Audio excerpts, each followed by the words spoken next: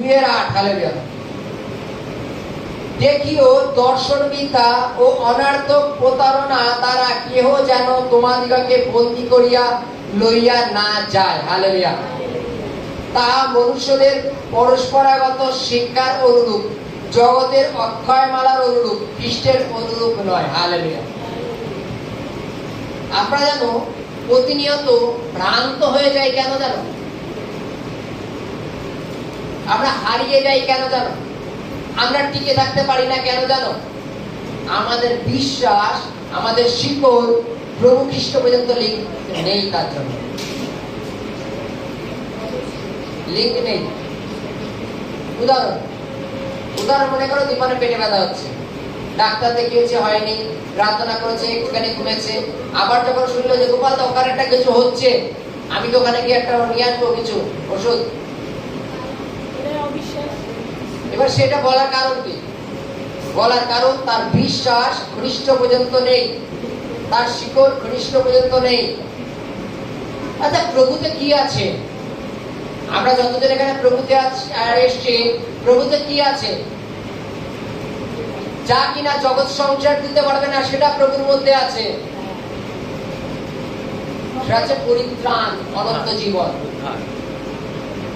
একমাত্র যীশু খ্রিস্ট বাদে আদার্স কেউ দিতে পারবে না পরিত্রাণ বা অনন্ত জীবন। আর বর্তমানে আমরা এসে কি পাই? সুস্থতা। আর কি পাই? শান্তি পাই। আর কি পাই? আনন্দ পাই। আর কি পাই? পুরাতন কালচারটাকে ত্যাগ করে নতুন ভাবে বাঁচার একটা সুযোগ পাই। হালেলুয়া। তাই যে এটা প্রভুতে আছে।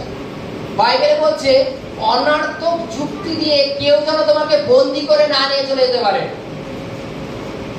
দেখো, কোন এক ব্যক্তিকে একদিন বোঝানো, দ্বিতীয় দিন বোঝানো, তৃতীয় দিন বোঝানো, তখন সে মনে করবে কিছু তো আছে, চলো গিয়ে দেখি। তাই তো নাকি? তাই তো নাকি? কিছু তো আছে। আদাম যখন হওয়াকে যখন সর্ব প্রতারণা করেছিল, একদিনে করেনি। একদিনে করেছিল? একদিনে করেনি। সর্প এসে হওয়াকে বলছে, হওয়া দেখো গাছের ফলটা কত সুন্দর।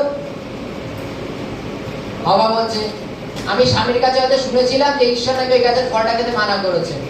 ঠিক আছে, সাপ চলে গেল। পরের দিন আবার এসে বলছে, সর্প আমি একটা কথা বললে না। সর্প হওয়াকে বলছে যে হওয়া, আমি একটা জিনিস মনে মনে ভাবছি যে যদি ঈশ্বর তোমাদের এই ফলটা খেতে মানাই করে, তাহলে ফলটা কেন তৈরি করবে? কে খাবে? তোমরা যদি না খাও কে খাবে? ঠিক আছে, দেখছি। চলে গেল। পরের দিন আবার এসে বলছে, দেখো ফলটা আস্তে আস্তে পেকে যাচ্ছে, দেখেছো? পাকা জিনিস তো খেতে ভালো লাগে। আচ্ছা, পরের দিন আসে, আচ্ছা ঈশ্বর তোমাকে কেন খেতে মানা করেছে এই গাছের ফল, বলো তো? জানি না। তুমি জানো না? চলো আমি তোমাকে বুঝাই দিচ্ছি। যদি তুমি এই গাছের ফলটা খাও, তুমি তোমার জ্ঞান বুদ্ধি ঈশ্বরের লেভেল হয়ে যাবে, তুমি ঈশ্বরের সমান হয়ে যাবা। তখন তার ঈশ্বরের সাথে তোমার নমস্কার করতে হবে না। ঈশ্বর তোমাকে সারা বছর গোলাম রাখতে চায়, ওর জন্য বলেছে এই গাছের ফল খাও। হালেলুয়া। একদিন, 2 দিন, 3 দিন, চতুর্থ দিনে দিন একদম বন্দি করে ফেলালো। তখন বলছে ঠিক আছে, তাহলে আমি খাবো, কি হয় দেখবো। এবং সে গিয়ে ফলটা খেয়েছে এবং এনে তার স্বামীকে দিয়েছে। খাওয়ার পরে তারা অনুভব করছে যে আমরা উলঙ্গ, এবং তারা দৌড়ে একটা গাছের পেছনে গিয়ে লুকিয়েছে। ঈশ্বর এসে বলছে, আদাম হাওয়া তোমরা কোথায়? বলছে, প্রভু এই তো আমরা গাছের পেছনে। বলছে, কেন? বলছে, প্রভু আমরা উলঙ্গ। বলছে, কে বলেছে তোমাদের? তোমরা কি ওই গাছের ফল খেয়েছো? বলছে, হ্যাঁ প্রভু আমি খাইনি, আপনি আমার জন্য যে স্ত্রী দিয়েছিলেন সে ছিঁড়ে এনে আমাকে খাইয়েছে।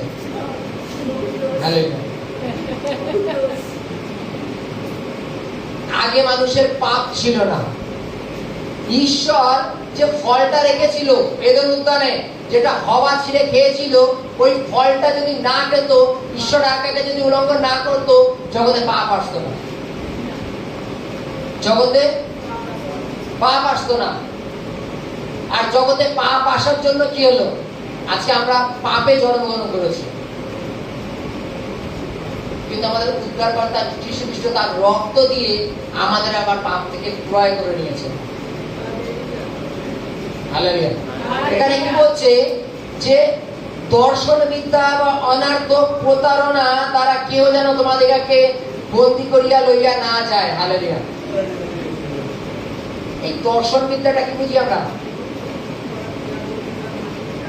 আগেকার দিনে পাড়ায় পাড়ায় সাপ খেলা বেড়ান আসতো, জানো জানো এরকম টুকরে টুকরে টুকরে টুকরে করে অনেক রকম সাপ থাকতো। এবার এক জায়গায় বসতো, বসে সব করে ঢাকটা খুলে দিত, সাপ এরকম করতো, করার পরে দিন দিন বাজাতো, আর ওইখানে শিকড় বেচতো, তাবিজ বেচতো। কাউকে বলতো এই যে এখানে আসো, সাপের কাছে আসো, সাপ ফস করলো, ওই জায়গা থেকে ফস করলো, তুমি আচ্ছা এবার শিকড়টা ধরো, শিকড়টা ধরলো, ধরো ওদের তো অনেক সিস্টেম আছে, ওরা সাপের গায়ে একটু হাত ঘুরে দিলে সাপ আর ফস করবে না। বলছে দেখো দেখে তো শিকড় থাকলে ফস করে না, কে কে শিকড় নেওয়া বলো, 20 টাকা 20 টাকা 20 টাকা 20 টাকা 20 টাকা, তোমার ঘরে সাপ আসবে না, সাপ কামড়াবে না, হয়ে গেল। দেখি জানো তো নাকি এরকম করে আমাকে যেন 2-3 বার সবজি দিয়ে গেছে, নতুন শাড়ি, চাল, তারপর আলু, টাকা দিয়ে গেছে জানো। আগেকার দিনে সাপ খেলা হতো, তাই তো বাইবেলে বলছে দর্শন বিদ্যা, সেটাই তো কিছু তো আছে না, যেরকম কেন হলো। আর কি বলছে? অনার্থক প্রতারণা।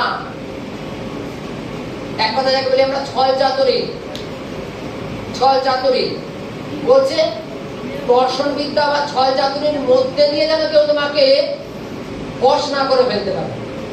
জগতে যেন কত রকম প্রতারণা আছে। যেমন কাজের ক্ষেত্রে ট্রেনে যখন তুমি সফর করবা, দেখবা লেখা